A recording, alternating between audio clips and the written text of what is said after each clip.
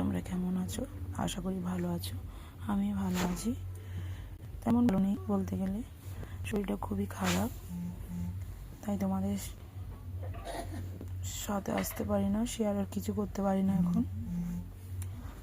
যাই হোক, আজকের আমি বেগুন ভেজে নেবো, তার জন্য বেগুন কেটে নিয়েছি 3টে। দেখতে পাচ্ছ, হলুদ লবণ মেখে নিয়েছি। এটাকে আজকের ভাজা করব। বেগুন ভাজা খেতে খুব ভালো লাগে, তোমাদেরও ভালো লাগলে অবশ্যই আমাকে বলবে। এই বেগুনটা ভাজা করার জন্য তেলটাও বসিয়ে দিয়েছি। চলো, যে তেলটা বসিয়ে দিয়েছি, এবার বেগুনগুলো ভেজে নেব, দেখতে থাকো। এটা বসিয়ে দিয়েছি, বেগুনটা ভাজতে ভাজতে আঁচটাও ছোটো করে দিয়েছি। বেগুনটা ভাজা হোক আস্তে আস্তে, ততক্ষণে আমি আর একটা রেসিপির জন্য রেডি করি। চলো দেখবো।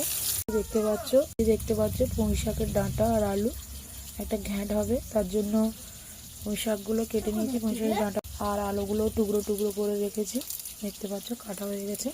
আর এই যে নিয়ে নিয়েছি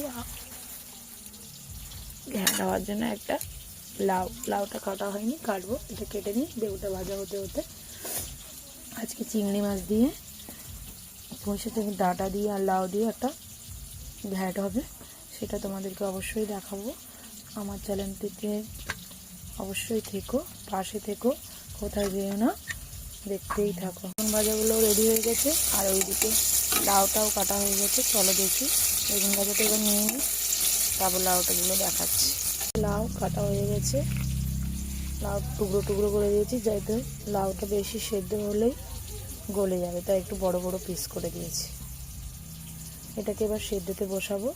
তারপরে রসুন, শুকনো লঙ্কা, পাঁচফোড়ন, তেজপাতা দিয়ে, পেঁয়াজ দিয়ে,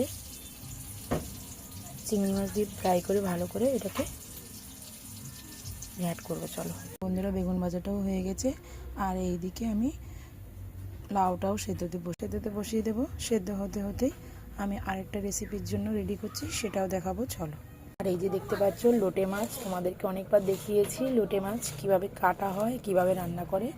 পুরো টাটকা, দেখো বন্ধুরা কি টাটকা মাছটা কিনেছিলাম আমাদের এখানে বাড়ির সামনেই বিক্রি করতে আসছিল, সেখান থেকেই নিয়েছি। এটাকে আজকে যেভাবে কষা করে রান্না করে, মাখা মাখা করে, সেভাবেই রান্না করব। ততক্ষণে লাউটা সেদ্ধ হতে হতে মাছটা কেটে নেওয়া যাক। পুরো টাটকা মাছটা, সেই হবে রান্নাটা আজকে। লাউটা এবার এই যে দেখতে পাচ্ছ চিংড়ি মাছ নিয়ে নিয়েছি, রসুন থেতো নিয়ে নিয়েছি, পেঁয়াজ নিয়ে নিয়েছি। এবারে চিংড়ি দিয়ে ভালো করে লাউ ঘন্টটা দেখতে পাচ্ছ খুব সুন্দর হয়েছে। চিংড়ি